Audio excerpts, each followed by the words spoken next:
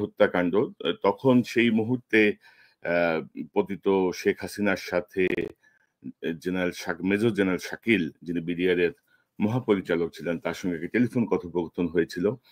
সেই টেলিফোন কথোপকথনটি আমার হাতে এসেছে, সেটি আপনাদেরকে শোনাবো, এবং এটি শুনলে আপনারা বুঝতে পারবেন যে হাসিনার যে ধূর্ততা, হাসিনার যে ঠান্ডা মাথায়, প্রচন্ড ঠান্ডা মাথায় সে যেভাবে মানে জেনারেল শাকিল সহ সে সময়কার বিডিআর কর্মকর্তাদেরকে মৃত্যুর মুখে ঠেলে দিয়েছিল।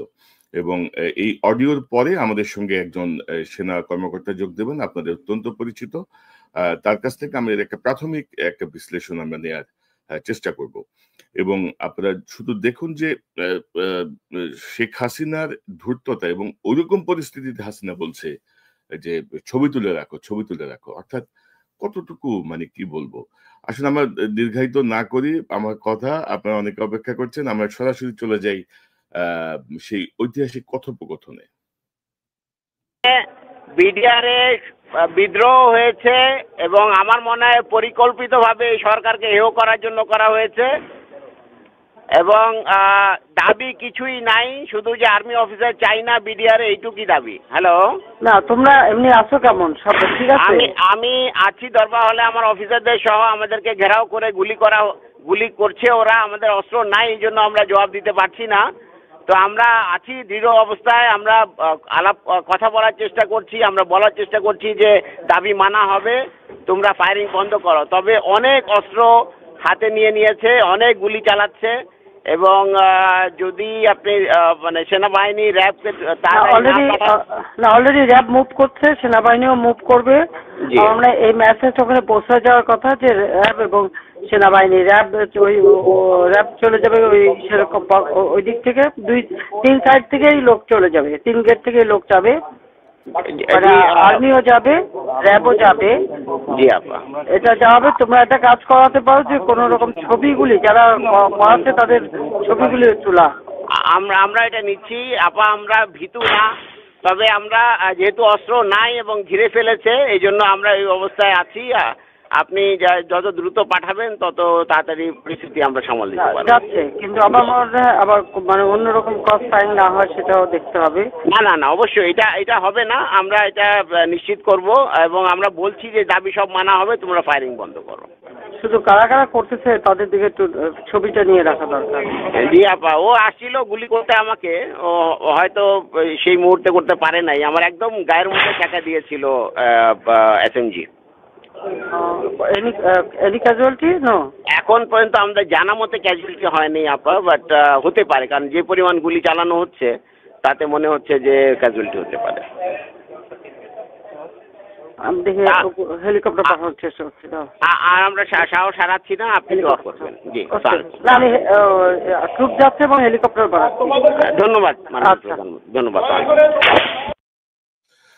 দর্শক, আপনারা বুঝতে পারছেন যে হাসিনার ধূর্ত অবস্থান, র্যাব মুভ করছে, সেনাবাহিনীও মুভ করছে, সে হেলিকপ্টার পাঠাচ্ছে, এবং তার কথোপকথন আপনারা বুঝবেন যে সে মোটামুটি জানতো যে কি হচ্ছে। এবং সে দেখুন, সে বলছে যে কেন ক্রস ফায়ার না হয়, একে তাদের হাতে অস্ত্র নাই, কিন্তু তারপরেও হাসিনার যারা খুনি তাদেরকে রক্ষা করার জন্য সে কিন্তু তৎপর। এই লাইনটি যদি লক্ষ্য করেন, যেন মানে পাল্টা গুলি বা ক্রস ফায়ার যেন না হয়, সে তাদেরকে রক্ষা করতে চায়।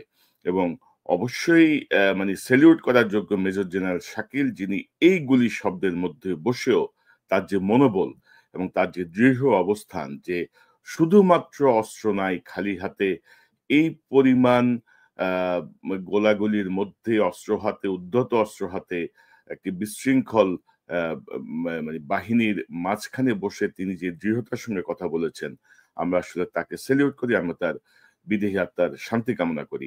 দর্শক, এই অডিওতে আপনারা যেটি শুনলেন, ঠিক সেই সময়টায় বিডিআর গেটের বাইরে ছিলেন আমাদের আপনাদের অত্যন্ত প্রিয় মানুষ মেজর সুমন আহমেদ, আমার অন্য চ্যানেলের নিয়মিত অতিথি।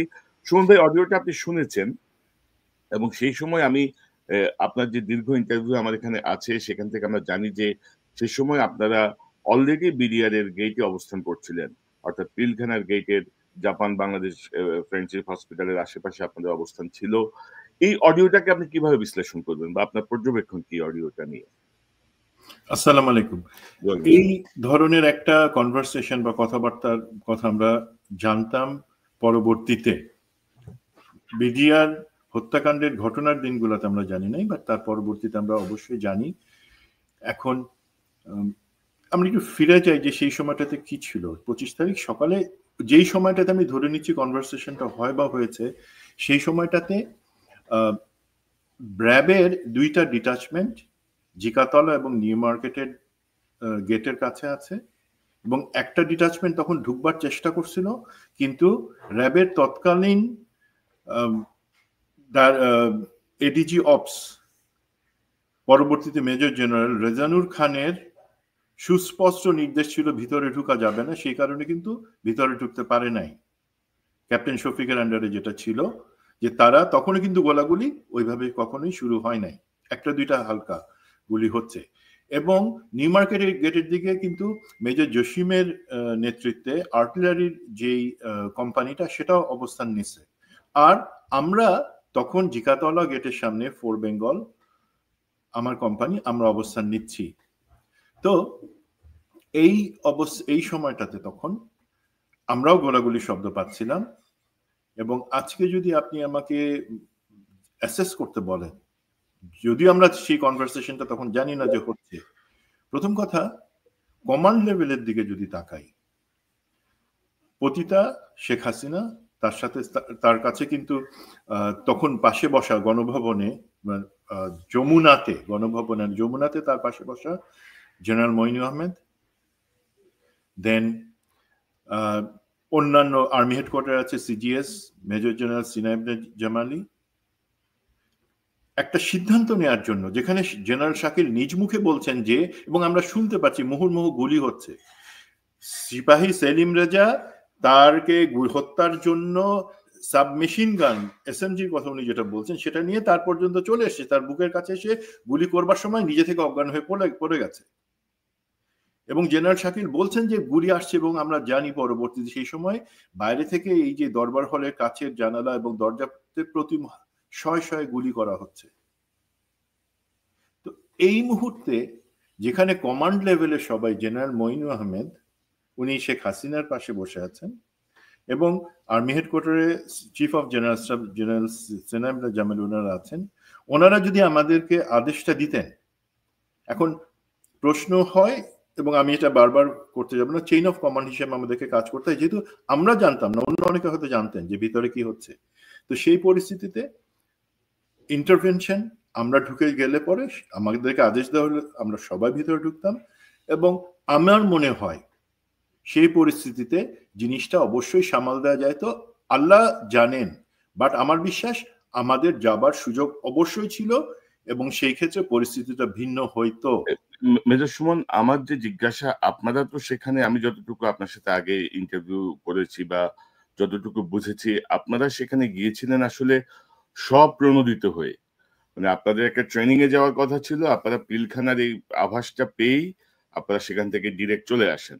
আপনাদেরকে তো এই যে হাসিনা যেটা বলছে যে সেনাবাহিনীও যাচ্ছে, র্যাবকে পাঠানো হয়েছে, এই জায়গাগুলো সত্যতা কিভাবে আপনি ইয়ে করেন? বা এটা হাসিনার মানে পতিতা হাসিনার ধাপ্পাবাজি। আমি জিনিসটা এইভাবে বলি, আমাদের স্বপ্রণোদিত হয়ে যাওয়ার সুযোগ এখানে খুব কম।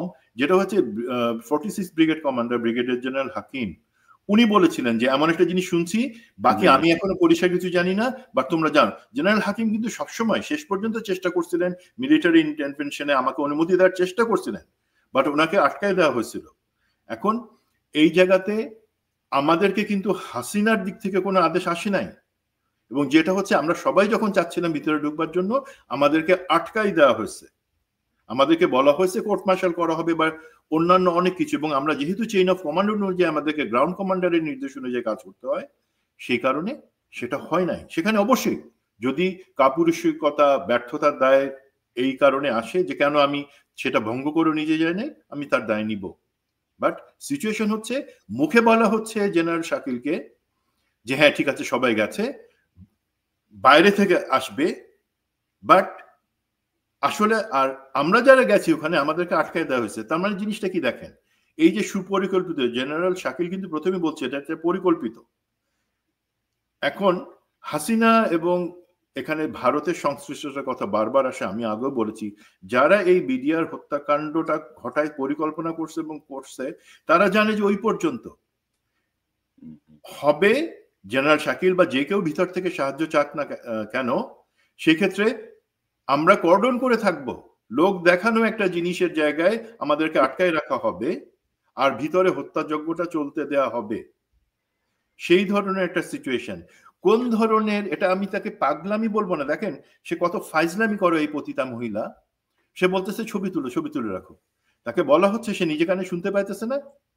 21শে আগস্টে তো তার কানের একটু ক্ষতিগ্রস্ত হয়েছিল, যেটা আমি মনে করি ফেক।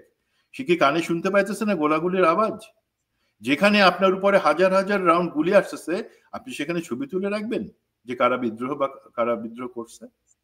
তো এই জায়গাতে কথা শুনে আমি বুঝি সে জানে কিন্তু পরিকল্পনাটা কোথায় যাবে। সে শুধু বলতেছে থাকো, ক্রস ফায়ার যাতে না হয়। আরে ভিতরে যারা আছে অফিসার, তাদের কারো কাছে কোনো অস্ত্র নেই, বারবার বলা হচ্ছে। বাট সে, তার মাথায় একটা জিনিস যে এই যে তার প্রভু ভারতের লোকজন এবং অন্যান্য যারা এই বিদ্রোহটা করছে, সেখানে তাদের যাতে কোনো ক্ষতি না হয়, এবং আমাদেরকেও তো বলা হয়েছে আমরা কোনো গুলি করতে পারবো না। তো তার হচ্ছে প্রোটেকশন তাদের জন্য। আর ভিতরে মারা যাবে কারা? যারা শহীদ হয়েছেন তারা। মানে ধরেন যে সে সময় তো ধরেন আমি যেটা বলছিলাম যে আপনারা যাচ্ছিলেন বোধহয় আপনাদের কোনো মানে প্র্যাকটিস বা মানে ফায়ার প্র্যাকটিসের জন্য যাচ্ছিলেন, এবং আপনাদের এই কথাটা শুনে সম্ভবত আতাউল হাকিম সাহেব সঙ্গে পরামর্শ করে আপনাদের দিকে চলে আসেন। কিন্তু শেষ পর্যন্ত তো আমি যতটুকু জানি আতাউল হাকিম সাহেব আপনাদেরকে মানে অপারেশনের নির্দেশ দেন নাই। আপনারা যে প্রস্তুতি নিয়েছিলেন প্রাথমিকভাবে আপনাদের মতো করে, সেটিও দেন নাই। তো আপনি জানেন যে বিডিআর কমিশন নামে একটি কমিশন হয়েছে। সেই কমিশনের অগ্রগতি কি মনে করেন? এবং সেই সময় কিন্তু জেনারেল ওয়াকারও কিন্তু ধরেন কি কোন ব্রিগেডে ছিলেন? 46 ব্রিগেডই তো ছিলেন। 46 ব্রিগেডে আমি ছিলাম 4 ইস্ট বেঙ্গল, যেটাকে বেবি টাইগার বলা হয়, সেটার একজন ব্রিগেডে। মেজর, তখনকার মেজর ওয়াকারুজ্জামান, এখন সেনাপ্রধান, উনি ছিলেন 17 ইস্ট বেঙ্গল রেজিমেন্টের সেকেন্ড ইন কমান্ড। তো বিডিআর কমিশন কি ওনাকে কথা বলার জন্য ডেকেছে? কারণ তিনি তো তখন আবাহনী মাঠে ছিলেন, ফিল্ডে ছিলেন, ভেরি অ্যাক্টিভ। মানে ঢাকার মধ্যে কোনো ঘটনায় 46 ব্রিগেড তো তার দায় এড়াতে পারে না। 46 ব্রিগেডের ভূমিকা কি ছিল? জেনারেল ওয়াকার দেখলাম গত ফেব্রুয়ারিতে বলেছেন full stop, no if but, কিন্তু কি বললেন না বিডিআর হত্যাকাণ্ড নিয়ে। অবস্থাটা কি? কমিশনকে কিভাবে দেখেন? যেমন কমিশন, আমি এখনো জানি না জেনারেল ওয়াকারের সঙ্গে কথা বলেছেন কিনা, তাকে তলব করেছেন কিনা, জেনারেল জাহাঙ্গীরকে তলব করেছেন কিনা, যারা জেনারেল জাহাঙ্গীর সে সময় একটি তদন্ত কমিশনের প্রধান ছিলেন। তো ওভারঅল কি মনে করছেন আপনি তদন্ত কমিশনের কার্যক্রমটা একটু সংক্ষেপে যদি বলেন? তদন্ত কমিশনের যে প্রধান মেজর জেনারেল ফজলুর রহমান, ওনার সাথে তো আপনি একটা ইন্টারভিউতে কথাই বলেছেন, উনি আপনার সাথে আসছিলেন, এবং ওনাকে যে প্রত্যয়ের সাথে, যে আশার সাথে আমরা অ্যাকচুয়ালি এই কমিশনে চাচ্ছিলাম এবং সেটা পূর্ণ হয়েছে, সেই জায়গাতে উনি আসলে বলতে পারবেন, বা কমিশনের যে কোনো সদস্য বলতে পারবেন যে কতটুকু অগ্রগতি। আমি যে এইভাবে জিনিসটা দেখি, প্রথম কথা, তারা যে ইন্টারভিউ নিচ্ছেন বা কথা বলছেন, তারা কিছুদিন আগে একটা প্রেস কনফারেন্স করে তাদের অগ্রগতি জানাইছেন, এবং সেখানে কি ধরনের এভিডেন্স ওনারা পাইছেন সেটা বলছেন। এবার আমার তো জানার দরকার নাই কি ধরনের এভিডেন্স, আমার জানার দরকার অগ্রগতি হয়েছে কিনা। যাদের যাদের এখানে ইম্পর্টেন্ট যারা সাক্ষী আছে, যাদের সাথে কথা বলা দরকার, তাদের সাথে ওনারা কথা বলে ওনারা এই কমিশন তাদের সুপারিশটা দিচ্ছেন কিনা।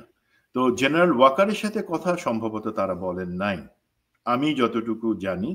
এখন আমার এখানে এক্সপেকটেশন তো দেখেন, আপনি যেটা বলছেন আবাহনী মাঠে তো আমরা পরে আসি।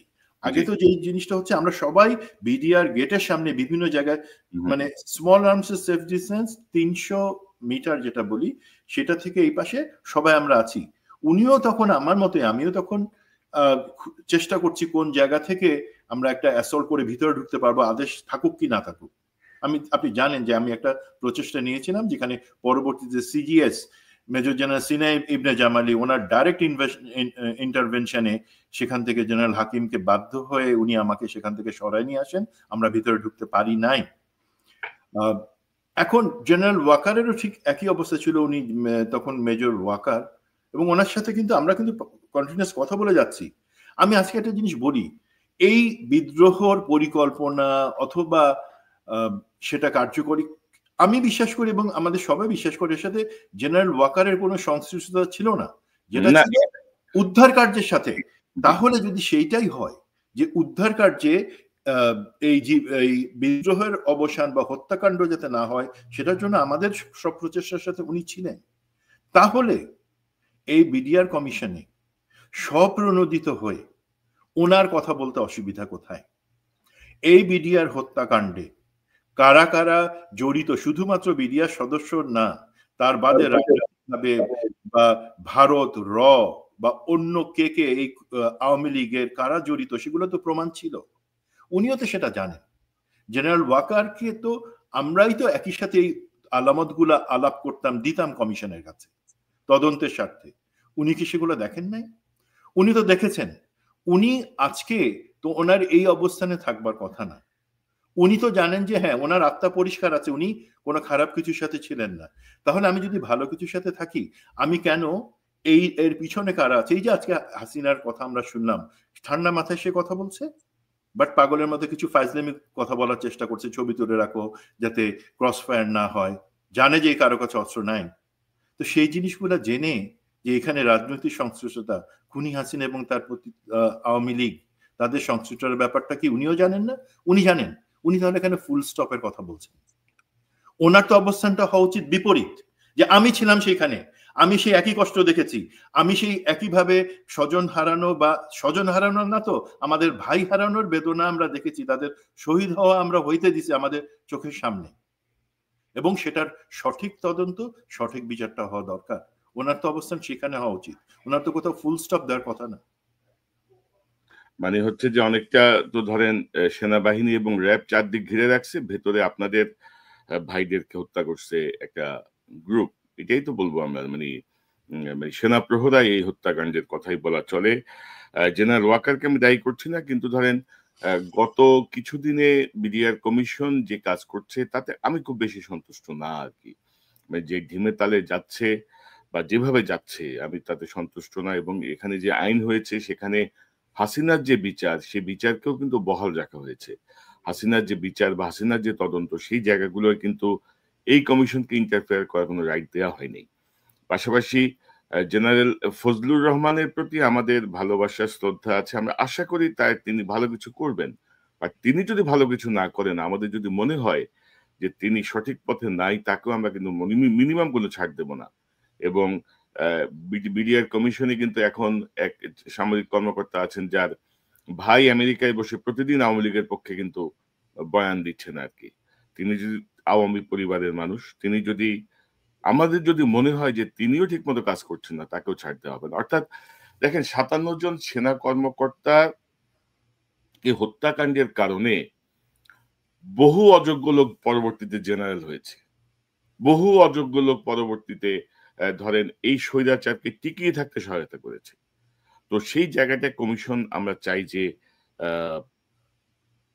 যথাযথভাবে কাজ করুক, প্রত্যাশা অনুযায়ী, কোনো অনুরাগ বা বিরাগ বা কারো ধমক ফুল স্টপের ভয় যেন ভীত না হয়। আপনি কি মনে করেন সুমন ভাই? জি অবশ্যই, আমার অভিমত, আপনার অভিমতের সাথে আমি সম্পূর্ণ একমত। এখন দেখেন বিডিআরে যে হত্যাকাণ্ড হলো সেখানে যে 74 জন মারা গেলেন, 57 জন অফিসার শহীদ হয়েছেন, সেটা কি শুধুমাত্র 57 জন অফিসার শহীদ হওয়া? তা তো না ভাই।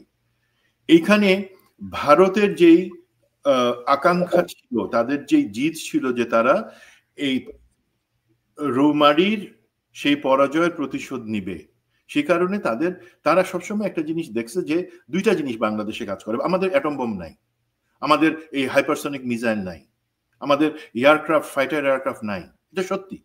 বাট আমাদের কি সামরিক বাহিনীটা, এবং একইভাবে বিডিআর প্যারামিলিটারি হিসাবে সামরিক বাহিনী নেতৃত্বের আন্ডারে থেকে চূড়ান্ত রকমের সুপ্রশিক্ষিত, তার সামনে ভারতের সেনাবাহিনী, বিএসএফ তো দূরের কথা, সেনাবাহিনী কেউ দাঁড়াতে পারে না এবং পারবে না।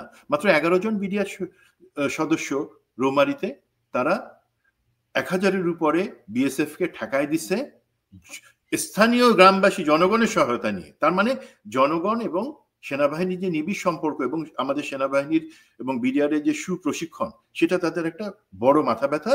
এবং এই যে বিডিআর হত্যাকাণ্ড, তার মধ্যে কিন্তু অনেকগুলা জিনিস তারা অ্যাচিভ করছে। এক হচ্ছে হাসিনার সরকারের সেনাবাহিনীর উপরে যে রাগ, আওয়ামী লীগের যে সেনাবাহিনীর উপর রাগ, সেটা ভারতের সাথে মিলে ভারত আমাদের সেনাবাহিনীকে দুর্বল করছে মানসিকভাবে, বিডিআরকে ভেঙে ফেলছে। এটা আমাদের স্বীকার করতে হবে।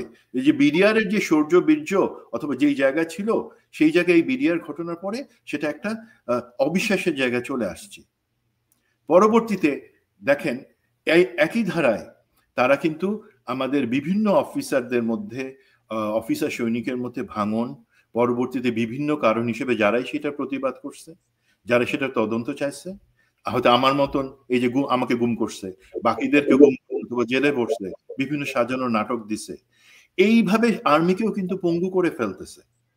এখন আমাদেরকে এই জিনিস বুঝতে হবে যে বিডিআর এর ওই 25শে ফেব্রুয়ারি না, এটা সুদূর প্রসারী এফেক্ট কিন্তু 15 বছর ধরে চলছে।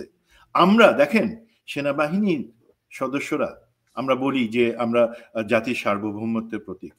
সার্বভৌমত্ব কোথায়? সার্বভৌমত্ব শুধু ভারতের আগ্রাসন থেকে তা তো না। আমাদের সার্বভৌমত্ব শেষ করছে তা আওয়ামী লীগ নিজে থেকে ভারতের কাছে আমাদেরকে বিক্রি করে। সেই জায়গাটাতে সেনাবাহিনী কেন সুস্পষ্টভাবে দাঁড়াতে পারলো না? হাসিনাকে বলতে পারলো না যে তোমার গুম খুন অথবা তোমার প্রহসনের নির্বাচন বন্ধ করো, আমরা তার সাথে নাই? 15 বছরে কেন বলতে পারলো না? এই যে বিডিআর ইনসিডেন্ট দিয়ে আমাদের আত্মবিশ্বাস ভেঙে দেওয়া হয়েছে, আমাদের মাজা ভেঙে দেওয়া হয়েছে, অফিসার এবং সৈনিকের মধ্যে দূরত্ব তৈরি করা হয়েছে, সেইটাই হচ্ছে কারণ। এখন আমরা যদি সেই জায়গাটা ইনভেস্টিগেট সঠিকভাবে না করি এবং সেখানে কারা কারা যুক্ত আছে সেটার যদি আমরা, বিচার তো অবশ্যই হবে, বাট সেটা অনুসন্ধান করে বের করে না আসি, তাহলে তো আমরা ভাই চারিদিকে এই যে ভাঙা দেয়াল আমাদের শত্রুকে, সেটা তো আমরা জানতে পারতেছি না। আমাদের জন্য ভবিষ্যৎ ক্ষতিগুলো তো আমরা আটকাতে পারবো না। এই ক্ষেত্রে কোনো ভাই আমি যদি সময় দেন 1 মিনিট বলি, ধরেন এই ব্যাপারে যারা কথা বলছে, যারা বলছে যে না রাজনীতিবিদদের সঠিকভাবে প্রশ্ন করছে, ভারতের সংশ্লিষ্টতা বের করার চেষ্টা করছে, তাদের একজন জেনারেল হাসান নাসির। আজকে দেখেন তার মতন একজন লোকের কি হওয়া উচিত? জেনারেল ওয়াকারের পাশে থাকবার কথা, জেনারেল ওয়াকারের তার কাছ থেকে উপদেশ নেবার কথা, যে স্যার, জেনারেল নাসির তো সিনিয়র, যে স্যার আমি এই ব্যাপারটাতে আগাতে যাচ্ছি, আপনার কি মনে হয়, বা আপনি এই কমিশনটা দেখেন বা এইটা দেখেন, দুর্নীতি দমন কমিশনে আসেন। তা না করে জেনারেল হাসান নাসির এখন পিএনজি, পার্সোনা নন গ্রাটা। এগুলা আনফরচুনেট। আমরা যারাই এই হাসিনা এবং ভারতের সংশ্লিষ্ট বিডিআরের সাথে সেটা বের করার চেষ্টা করেছি, সেটা নিয়ে কথা বলেছি, আমাদের প্রত্যেককেই হয় সেনাবাহিনী থেকে বের করে দেওয়া হয়েছে, বহিষ্কার করা হয়েছে, অথবা জেলে ভরা হয়েছে, আর এখন পিএনজি করা হচ্ছে। দ্যাট ইজ এখন সুমন ভাই ধরেন এই যে ইদানিং ওই যে জেনারেল ওয়াকারের আশেপাশে কিছু হরিদাস পাল বসে থাকে, তো ওই হরিদাস পালরা নাকি আরো পিএনজি করবে, অনেকে হুমকি দিচ্ছে। এবং আপনি যদি দেখেন যে বিডিআরে আমি 57 জন সেনা কর্মকর্তা হারালাম, এরপরে অফিসারদের যারা যেই মানে মুষ্টিমেয় কিছু অফিসার এটা প্রতিবাদ করলো, প্রত্যেকেই কিন্তু চাকরিচ্যুত, প্রত্যেকেই কিন্তু পানিশড বিভিন্নভাবে। এগুলা নিয়ে আপনি যখন কথা বলবেন তখন বলবে যে সেনাবাহিনীর ভাবমূর্তি নিয়ে টানাটানি করছে এরা সেনাবাহিনীকে কি বলবো মানে ডাউন প্লে করতে চাচ্ছে। অথচ দেখেন এই 5ই আগস্টের পরে ওই যে আজম, মির্জা আজম, নানক, যারা ডিরেক্টলি এই ঘটনাগুলোর সঙ্গে যুক্ত, তাদেরকে কিন্তু এই সেনাবাহিনীর লোকজনের মানে সহায়তায় দেশ থেকে বের করে দেওয়া হয়েছে। আপনি ভাই কাকে কি বলবেন ভাই, বলেন তো?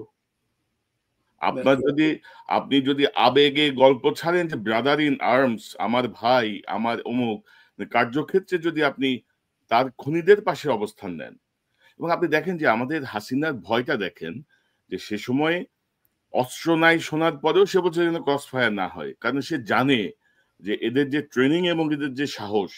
যেমন কর্নেল গুলজার তার এক বন্ধুকে বলছিলেন, আমার চ্যানেলে আছে কোন একটা ইন্টারভিউতে, গুলজার সাহেব বলছিলেন যে আমাকে জাস্ট একটা এলএমজি পাঠাও, জাস্ট একটা অস্ত্র পাঠাও আমার কাছে, কোনোভাবে তোমরা একটু পৌঁছানোর ব্যবস্থা করো। তো আমরা তো জানি তাদের ট্রেনিং, তাদের যে সাহস, ট্রেনিং তো না, সাহস হচ্ছে মূল বিষয়টা। তো কি বলবেন আপনি, বলেন তো? মানে একে একে কি আগেও শাস্তি দেওয়া হয়েছে, পরবর্তীতে 5ই আগস্টের পরেও যাদেরকে বিচারের জন্য ধরা দরকার ছিল তাদেরকে বের করে দেওয়া হয়েছে, সহায়তা করা হয়েছে। জি, আমি সবসময় এই জিনিসটা বিশ্বাস করি যে সেনাবাহিনীতে যে অস্ত্র প্রশিক্ষণ, রণকৌশল প্রশিক্ষণ, শারীরিক প্রশিক্ষণ, সেগুলো অবশ্যই আছে, কঠোর প্রশিক্ষণ। বাট আমাদের সেনাবাহিনীর সব থেকে বড় যে প্রশিক্ষণের সুফল সেটা হচ্ছে আমাদের কলিজাটাকে প্রচন্ড বড় করে দেওয়া হয়। আমাদেরকে যে ভয় বলে কোনো কিছু নাই সেই জিনিসটা বলা হয় এবং সেটা আমরা ফলো করি। স্বাভাবিক। আমি ছোট্ট একটা জিনিস বলি ভাই, আমাদেরকে প্রশিক্ষণের সময় 3 রকমের শেভ করতে হতো। যদি আমি ধরেন নর্মাল নিজে থেকে শেভ করলাম ফোম দিয়ে, গুড, যদি 3 মিনিট সময় পাই শেভ করে নিলাম। আর যদি আমি শেভ না করি, কেউ যদি সেটা দেখে, সেক্ষেত্রে বলা হয় ড্রাই শেভ, মানে এখন আর কিছু না, পকেট থেকে শেভিং রেজার বের করো, কোনো কিছু ছাড়া শেভ করো। 3 নাম্বার জিনিস যেটা হচ্ছে, তারপরেও যদি আমার কাছে রেজার না থাকে, ব্রিক শেভ, একটা ইটের টুকরা নাও, ইটের টুকরা দিয়ে এইভাবে তুমি ঝামাতে চামড়া ছিলে দিয়ে আমি করব।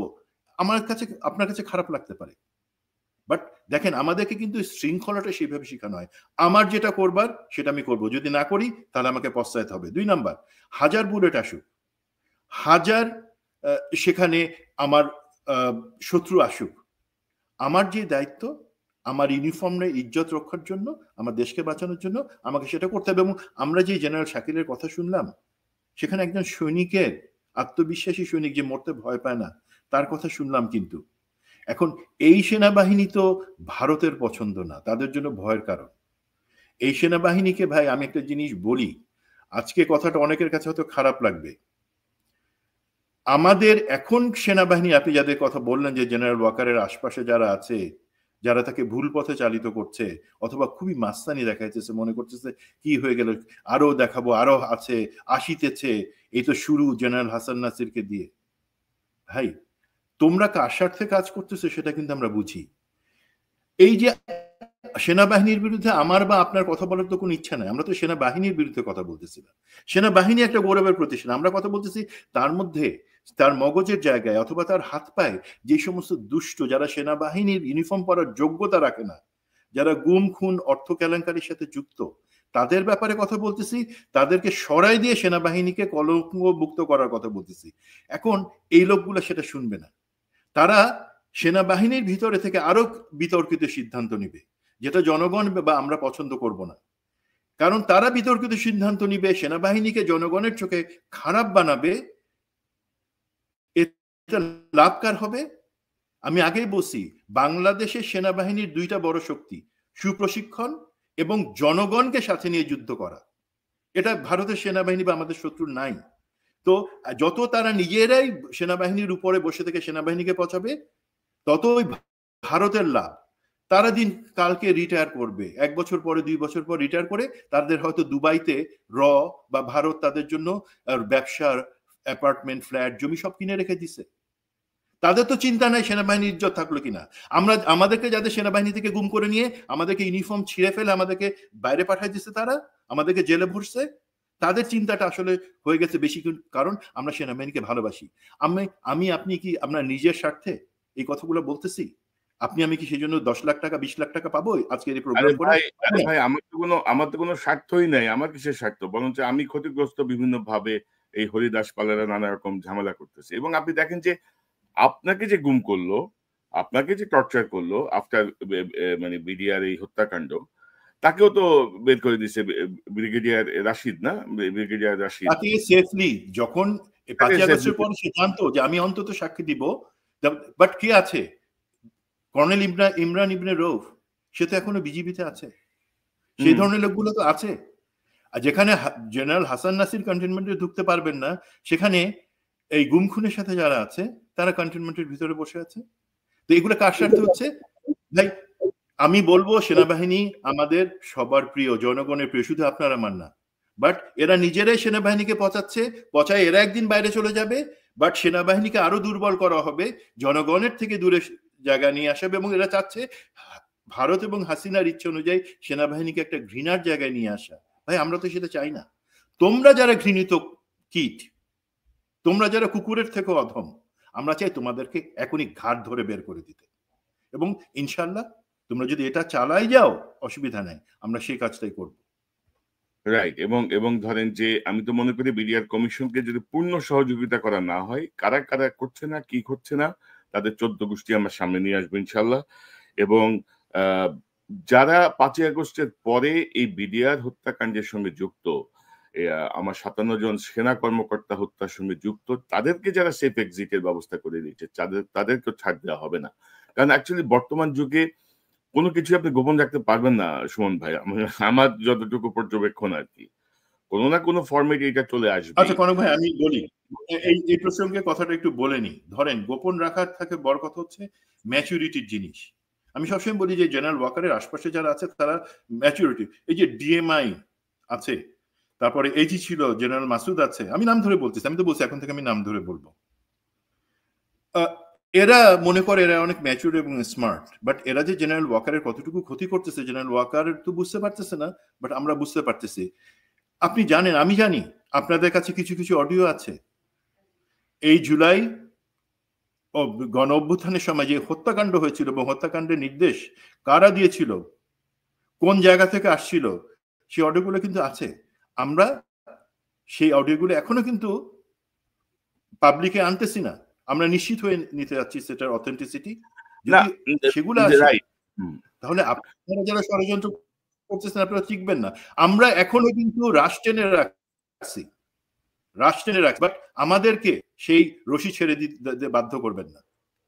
না, এখন সুমন ভাই কত হরিদাস পাল দেখলাম না, জেনারেল আজিজ, হাসিনার চোখ রাঙানি, আজিজের চোখ রাঙানি, তার গুন্ডা ভাইদের চোখ রাঙানি, এগুলো তো ভাই আমরা দেখছি ভাই। আপনি আর কত চোখ রাঙাবেন, আপনি আর কত ভয় দেখাবেন, আপনি কত বড় হরিদাস পাল হবেন, কোনো লাভ নাই রে ভাই। এবং আমাদের কাছে বহু ইনফরমেশন আমরা আসলে ভ্যালিডেট করতে একটু সময় নেই, বিশেষ করে আমি ধরেন একটু অনেক রকম চেক ব্যাক করে একটা ইনফরমেশন ছাড়ার চেষ্টা করি। তো আমার মনে হয় যে সবার বোধোদয় হোক, মানে শুভ বুদ্ধির উদয় হোক।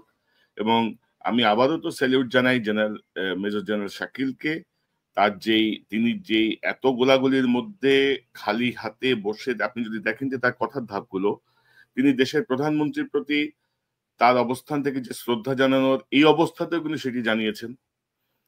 তিনি মানে ডেকোরাম পরিপূর্ণ পালন করেছেন। তার হাতে অস্ত্র নাই, কিছুক্ষণ আগে তাকে অস্ত্র ঠেকিয়ে গুলি করতে গিয়েও সামহাও তিনি বেঁচে গেছেন। তারপরেও তার যে দৃঢ় যে অবস্থান, আপনি এই লেভেলের অফিসার আছে এখন, আপনি বলেন তো? মানে আমাদেরকে তো 57 জনকে মেরে যে অবস্থা করা হয়েছে না ভাই, আমি কিন্তু মানে কি বলবো, একজন সিভিলিয়ান আমি, কিন্তু আমার পর্যবেক্ষণ কিন্তু খুব খারাপ আর কি, মানে হচ্ছে না। অফিসারের মান বা অফিসারের মানে কোন লেভেলের অফিসার প্রশিক্ষিত, আমি বিশ্বাস করতে চাই বাংলাদেশ সেনাবাহিনীর যে কোনো সব থেকে স্বল্প প্রশিক্ষিত বা কম বুদ্ধিসম্পন্ন অফিসারও আমাদের জন্য একজন অ্যাসেট, কারণ সেটার ভ্যালু অনেক। বাট আমি কিছুদিন আগে একটা আলাপ বলছি, জেনারেল শাকিল সহ যে 57 জনের যেই দেশপ্রেম ছিল, বা এদেরকে তো সবাইকে তো এক জায়গায় জড়ো করা হয়েছিল, দেশপ্রেমিক সবাইকে, হাসিনা ক্ষমতায় সেই সবাইকে জড়ো করলো এক জায়গায়। আমি কিন্তু বলছি না যে এখন আমাদের অফিসাররা খারাপ, আমি বলছি এই যে দৃঢ় যে অবস্থান, এই যে সাহসিকতা, এই জায়গাটা মানে আমি আনপ্যারালাল মনে হয় আর কি আমার কাছে বর্তমানের সাথে যদি আপনি কম্পেয়ার করেন। আমি কিন্তু আপনার কথা দ্বিমত করছি না, আমি বরঞ্চ আপনার কথা আমি একমত পোষণ করে বলছি যে দেখেন, আমি আবারও বলছি, সেনাবাহিনীতে আমার প্রশিক্ষণ বা আমি কতটুকু অস্ত্র চালাতে পারলাম, কতটুকু মিলিটারি ক্রাফট বা রণকৌশলে আমি পারদর্শী, সেটার থেকে সব থেকে বড় কথা হচ্ছে সাহস এবং দেশপ্রেম। সে দুটো হচ্ছে প্রথমে। এখন সাহস আর দেশপ্রেমের জায়গায় আমি কি এই জায়গায় রাখছি? না। আমি আপনারা আহত হতে পারেন সেনাবাহিনীর যারা উপরস্থ জায়গায় আছেন, আপনাদের দেশপ্রেম থাকলে 15 বছর দেখতাম না। আপনাদের দেশপ্রেম থাকলে আপনারা অনেক কিছু বলেন যে আপনারা 5 তারিখে হাসিনাকে পালায় যাইতে বাধ্য করছেন। আমি আপনাকে দুইটা প্রশ্ন করি, আপনার দেশপ্রেম থাকলে কি আমাদের এই 16 জুলাইয়ের পর থেকে আমাদের 2000 ছাত্র জনতা মারা যেত? এমন তো তারা বাজ পড়ে বা ভূমিকম্পে মারা গেছে, তারা আপনাদের গুলিতে, পুলিশের গুলিতে মারা গেছে, বিজিবির গুলিতে মারা গেছে। বিজিবির প্রধান এখনো তার জায়গায় আছেন কিন্তু। এখন আমার প্রশ্ন হলো, আপনাদের যদি দেশপ্রেম থাকতো তাহলে কিন্তু এই আগস্টের 5 তারিখ পর্যন্ত অপেক্ষা করতে হতো না হাসিনার পতনের জন্য। আপনারা যেই মুহূর্ত থেকে আর্মিকে ডিপ্লয় করার আদেশ দেওয়া হয়েছে, আপনারা বলতেন, জেনারেল নুরুদ্দিনের কথা মনে আছে, এর সাথে তাকেও ডিপ্লয় করতে বলছিল, ছাত্র জনগণের উপর গুলি করতে বলছিল, উনি তো করেন নাই। বাট আপনারা তো তারপরেও তার মেনে নিছেন, আদেশ দিচ্ছেন, এবং 5 তারিখের কথা বলেন যে আপনারা বিজয় আনছেন, আনেন নাই। হইলে আপনারা 5 তারিখে হাসিনাকে সম্পূর্ণ পরিকল্পিতভাবে আর্মি, নেভি, এয়ারফোর্স মিলে ওকে এবং তার সাথে আওয়ামী লীগের লোকদেরকে পালায় যাইতে পালায় মানে সেফলি ইন্ডিয়াতে রেখে আসতেন না, পালায় যায় নাই। মানে সুমন ভাই, এই অথরিটি কে দিছিল তখন সেনাবাহিনীর প্রধানকে? হু গিভ হিম? এটা তো আমাদের শোনার দরকার। আমরা অনেক কিছু শুনি, অনেক বের করে দিতে হবে। হাসিনাকে সেফ এক্সিটের অথরিটিটাকে কে দিছে? ভাই আমি বলি, আমরা তো অনেক বক্তৃতা শুনতেছি বিভিন্ন জায়গায়, full stop, non stop, comma stop, but আপনি আমাকে বলেন এই দুইটা জায়গায় ক্লিয়ার করেন। 626 জনকে যে রাখা হয়েছিল মানবিক কারণে আমি জানি, তারপরে কেন বিচার ছাড়া তাদেরকে ছেড়ে দেওয়া হলো? 2 নাম্বার, হাসিনা এরশাদ যে গেছে, এরশাদ 6 জন লোককে সারা 8 বছরে হত্যা করছে, 6 জন। আর আপনি 6000-এর বেশি লোককে এই 15 বছরে হত্যা করা যেই পতিতা খুনি হাসিনা, তাকে আপনি আরাম করে বসায় প্লেনে করে তার বাপের বাড়ি ইন্ডিয়াতে রেখে আসছেন। সেটার ব্যাপারে আপনি জানান, আমাদেরকে, জাতিকে জানান। এটা তো এমন না যে হাসিনা প্লেন ডাকছে উবার কল করার মতন যে প্লেন আসো আমি চলে গেলাম। এটা তো 3 তারিখ থেকে পরিকল্পনা হয়েছে। বিমান বাহিনী প্রধান যেখানে তারেক সিদ্দিকের বাসায় এসে পরিকল্পনাতে ছিলেন, খুনি জিয়াউল হাসান সেই পরিকল্পনাতে ছিল। তারা 3 দিন ধরে পরিকল্পনা করে হাসিনাকে ইন্ডিয়াতে রেখে আসছে, যেটা 6 তারিখে যাওয়ার কথা ছিল। আমাদের ছাত্র জনতার চাপে সে 5 তারিখে গেছে, এইটাই তার রাগ। এই পতিতা মহিলা চাইছিল একটা জাতির উদ্দেশ্যে ভাষণ দিয়ে 6 তারিখ সকালে চলে যাবে, সেইটা পারে নাই। ওর এখন মাথায় রাগ, এবং যেই লেজদের তার দোসর যাদেরকে বিভিন্ন জায়গায় অ্যাডমিনিস্ট্রেশনে বাহিনীতে বসে রাখছে, তাদেরও সেখানে রাগ যে ও তো ভাষণ দিয়ে গেলে ওর একটা সুবিধা হইতো, বাট সেটা পারে নাই, সেই কারণে। যাই হোক, এই প্রশ্নগুলোর জবাব তারা দিচ্ছেন না। তারা অন্য জায়গায় অনেক থিওরি বলতেছেন। আগে শুধু এই দুইটা জিনিস বলেন, 626 আর কেন হাসিনাকে দেশে বন্দি না করে পালাই যেতে দেওয়া হলো। পালাই না, আপনারা সেফলি ইন্ডিয়াতে রেখে আসলেন। বাকি আপনাদের কাছে আর কিছু শুনবো না। আপনারা এই দুইটা অ্যান্সার দেন, আপনাদেরকে আমি দেশপ্রেমিক এবং সাহসী বলে মানব। রাইট, মানে ওরা ধরেন যথাযথ প্রশ্নের উত্তর না দিয়ে তারা সেই হাসিনা স্টাইলে চোখ রাঙানোর চেষ্টা করছে। এখন পিএনজি করবে, অমুক হুমকি দিবে। এখনো ভাই টেলিফোন করে থ্রেট দিচ্ছে বিভিন্ন সেনা কর্মকর্তাদেরকে। এখনো তারা মিডিয়াকে অ্যাডভাইজারি দিচ্ছে টেলিফোন করে করে। তো এই জায়গাগুলো তো বন্ধ করতে হবে। বন্ধ না করলে কিন্তু কাউকে ছাড় দেওয়া হবে না। এসব চোখ রাঙানির দিন শেষ। বহু চোখ রাঙানি দেখছি। মেজর সুমন আহমেদ, আপনাকে অসংখ্য ধন্যবাদ আপনার মূল্যবান অংশগ্রহণের জন্য। আমি আপনাকে ধন্যবাদ জানাচ্ছি যে এই অডিওটা আমি এই যে আপনি এটা শোনালেন, আমি জানি না, আমার কিন্তু ভিতরে রক্তক্ষরণ হচ্ছে। আমি তো পুরুষ মানুষ ভাই, কাঁদতে পারতেছি না, বাট ওনার শেষ কথাগুলো শুনে আমি একই সাথে দুঃখিত বা একই সাথে গর্বিত। একজন জেনারেল, সামরিক বাহিনীর মান রেখে উনি কথা বলছেন। আমরাই শুধু ফেল করছি, আমি ফেল করছি, আমার সাথে যারা ছিল তারা আমরা ফেল করছি। দর্শকদের ধন্যবাদ। আপনাকে ধন্যবাদ। এবং ধরেন যে গত কয়েকদিন ধরে আমি যখন এটা যখন চেক ব্যাক করছি, তখন অ্যাকচুয়ালি আমি নিজেও কিন্তু ইমোশনাল। কিন্তু আমি নিজেও এই কথাগুলো তো ধরেন আমি অনেক বারবার শুনতে হচ্ছে। তার কণ্ঠস্বরের সঙ্গে কণ্ঠস্বর ম্যাচ করা, মানে অনেকটা ফরেন্সিকের মতো যাওয়া, সবকিছু মিলিয়ে ধরেন আমি নিজেও কি বলবো, মানে এই অনুভূতি বা অভিব্যক্তি প্রকাশ করার মতো না। এবং আমি বলবো যে একজন সাহসী এই general Shakil Ahmed, major general Shakil Ahmed, তাকে আল্লাহ বেহেশত নসিব করুন। এবং আমরা যথাযথ বিচার চাই। আমরা বিডিআর বিদ্রোহের নামে যে হত্যাকাণ্ড, সেখানে যে 57 জন সেনা কর্মকর্তাকে হত্যা করা হয়েছে, সেখানে যেসব ঘটনা ঘটেছে প্রত্যেকটার সুনির্দিষ্টভাবে বিচার চাই। সেটি সেনাবাহিনীর ভেতরে যারা ইনভলভ তাদের বিচার চাই, বাইরের যারা ইনভলভ তাদের বিচার চাই। এবং এই বিচার যদি না হয় তাহলে কিন্তু বাংলাদেশের ভবিষ্যৎ আরো ভয়াবহ দিকে যাবে। এবং জেনারেল ওয়াকার 5 ওয়াক্ত নামাজ পড়েন, তিনি পরহেজগার, তিনি নরম মনের মানুষ।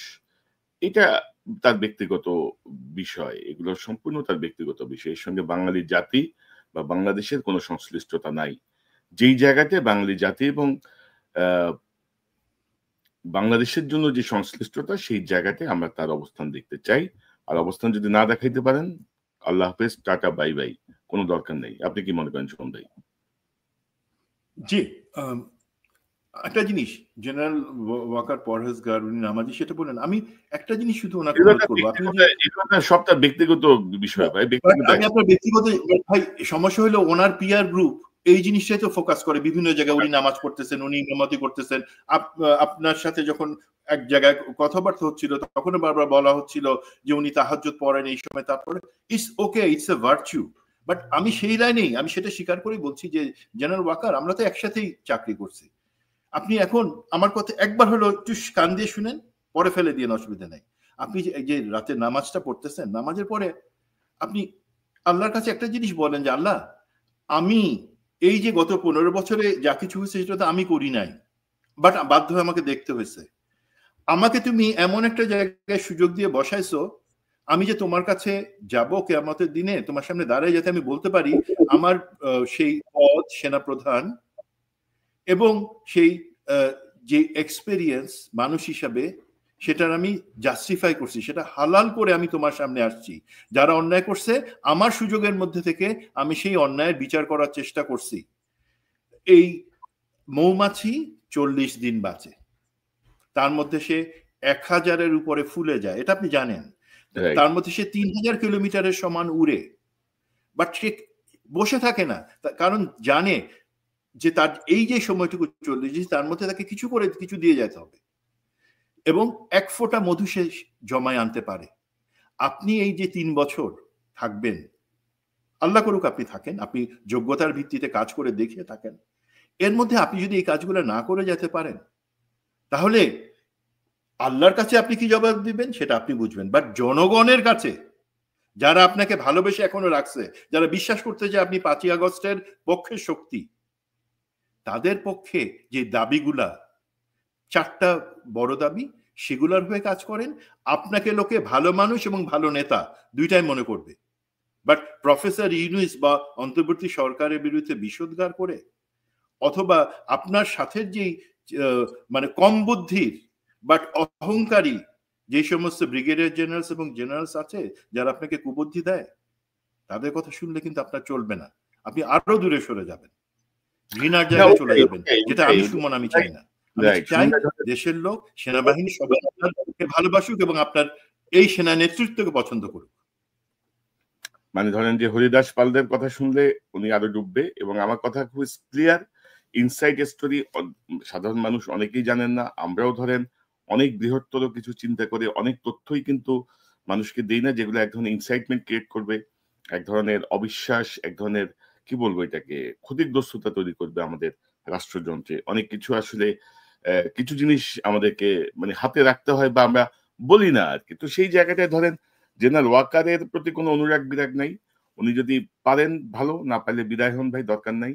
আপনি চেয়ারে বসে যদি আওয়ামী লীগ পুনর্বাসনের কথা ভাবেন, আপনি চেয়ারে বসে যদি ভারতের প্রেসক্রিপশনে চলেন, এবং ইদানিং আমি শুনতে পাচ্ছি যে পিআর পদ্ধতিও তার প্রেসক্রিপশন সে ঢুকাইছে, পুশ করছে।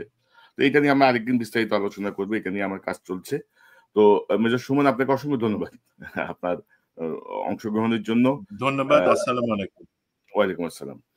দর্শক, এতক্ষণ যারা অনুষ্ঠান শুনলেন, নিশ্চয়ই আপনি আলোচনা মর্মার্থ উপলব্ধি করতে সক্ষম হবেন। যে বিষয়গুলো নিয়ে বলা হচ্ছিল যে বিডিআর বিদ্রোহের নামে যেই হত্যাকাণ্ডের দিন 25শে ফেব্রুয়ারি শেখ হাসিনার সাথে যে জেনারেল শাকিলের যে কথোপকথন, সেটি নিয়ে নানা রকমের কথা হচ্ছিল, এবং আমরা এই অডিও টেপটি আপনাদেরকে শোনালাম হাসিনার ধূর্ততাকে বোঝানোর জন্য, হাসিনার যে কৌশলগত অবস্থান খুনিদের রক্ষা করার জন্য সেটি বোঝানোর জন্য, এবং একজন সিভিলিয়ান যেভাবে মানে জেনারেল মঈন সহ সেনাবাহিনীর প্রশিক্ষিত সকল বড় বড় কর্মকর্তারা বসেছিল, এবং তাদের সামনেই হাসিনা বলছে যে ছবি তুলে রাখো, কত বড় নির্বুদ্ধিতা, গবেট।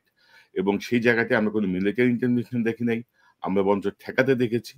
এবং সেই সময় যারা এগুলো ঠেকিয়েছে, ধরেন সেই সিনা ইবনে জামালি সহ কাউকে কিন্তু আমরা এখনো পর্যন্ত দেখি নাই যে বিচারের সম্মুখীন করা বা জবাবদিহিতার আওতায় আনার ব্যাপারে কোনো উদ্যোগ নেওয়া হয়েছে।